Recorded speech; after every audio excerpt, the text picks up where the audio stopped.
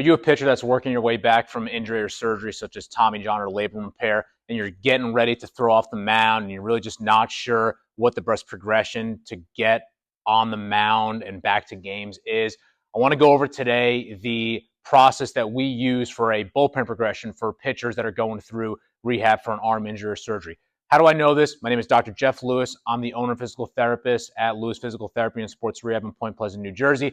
And I've helped countless baseball players, especially pitchers, get stronger and back to throwing pain-free. So again, I want to go over today rehab bullpen progressions. Now, I'll preface this with saying this is very dependent on the injury or surgery that we're dealing with. You know, a guy that's maybe been out not throwing for only 3 weeks is going to have a lot different mound bullpen progression than a guy that's going through Tommy John or labrum surgery. Those types of surgeries are definitely going to require a much more extensive bullpen progression versus, again, a lower grade soft tissue injury where they maybe have been no throwing for 3 to 4 weeks or whatnot. So before we even get to this bullpen progression, we can already expect that there's been some type of extensive flat ground buildup where we've built up from maybe as low as 45 feet up to 120 feet. We've probably had some flat ground, or we should have had some flat ground work at this point, where flat ground work meaning, hey, you come back in at 60, you throw out to 120 feet, come back in at 60, really working on your pitching mechanics on flat ground there.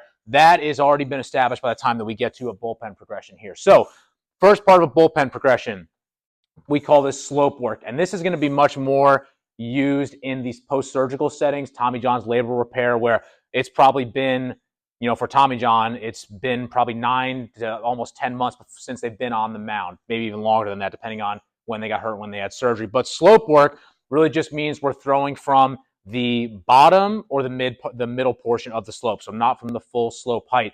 And the reason that we do this is, one, it's a way for guys to get acclimated to throwing off the mound, but another way to acclimate and gradually expose stress to the arm more than anything. So again, for Tommy John, we might do 2 bullpens at that low slope and then 2 at the mid slope before we work on getting to the full slope. And at this point in the slope work, it's only fastballs that we're throwing here. We're not throwing any changeups or breaking balls. So this is all slope work to begin. And again, that varies based on what kind of injury or surgery we're dealing with. Then we get to our full slope work. Once we get to our full slope work, that's where we are now working on gradually increasing our pitch count. We're probably from here. In these, we're probably not throwing more than 15 pitches a bullpen. Once we get to here, that's when we're starting to throw our 20, 25, working our way up to 30 pitch bullpens. And that progression is going to look like you're going to have a couple bullpens at just fastball, then fastball changeup, and then we're working into all of our pitches. Now, this first bullpen, really up to here, like this should be, I tell guys, this is like 70 to 75% effort. It is not a matter of the minute we get off the mound, we're trying to just absolutely get after it. We do not want that. Rehab needs to be a gradual process of gradual intensity and volume more than anything. So we are not going to be throwing at 90, 100% here, or even these first couple bullpens more than anything. This is going to really be like 70 to 75, working up towards the end of those bullpens around like 85, maybe 90%. Okay, so going back to this. This is our pitch progression. We go from fastball to fastball changeup and then working our way up to all pitches. So I'll probably work up to, we want to be able to get to the point where, hey, you can do a 30-pitch bullpen of all pitches without issue.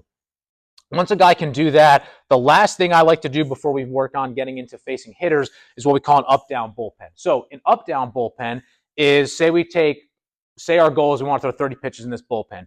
We throw 15 pitches. You sit down for roughly the length of a half an inning, and then you get back up and you throw another 15. So the biggest reason we do that is because we need to get guys used to go, especially for starters, being able to pitch, sit down, and then go pitch again.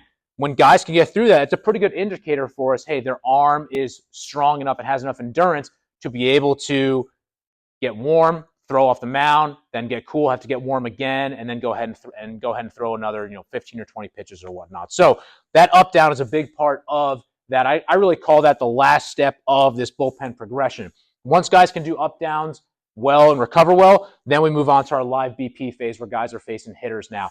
And I'll typically start guys at just 1 inning for a live BP, depending on the injury or surgery that we're dealing with, especially for Tommy John or labrum guys. That first time they're facing hitters is really just going to be 1 inning, around 20 to 25 pitches.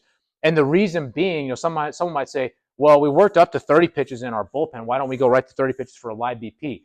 The reason being is because the minute you're facing hitters, whether you realize it or not, the intensity is going to be higher. So your intensity for your live BP should be higher than anything that you've thrown here. If you're throwing in your bullpens here, you're throwing the same velo that you're touching in live BPs, we're either throwing too hard here or something's not allowing us to throw harder during our live BP. So that's really why we start at 1 inning, and then we maybe throw another live BP at 2 innings. It just depends on whether we're dealing with a starter or a reliever. But generally, once guys throw 2 innings for live, upwards of 30, 35 pitches, then we work on getting them into games and gradually building their pitch load, their pitch case load, and workload from there. So again, this is an overview of what I take guys through for a rehab bullpen progression. So if you're a pitcher that's currently going through this process, or you are in the flat ground phase of your throwing program and you have mound work on the horizon, go ahead and leave a comment below with any questions that you have. Like and subscribe to our channel. We have a ton of content that we put on a weekly basis specifically for baseball player rehab and performance training.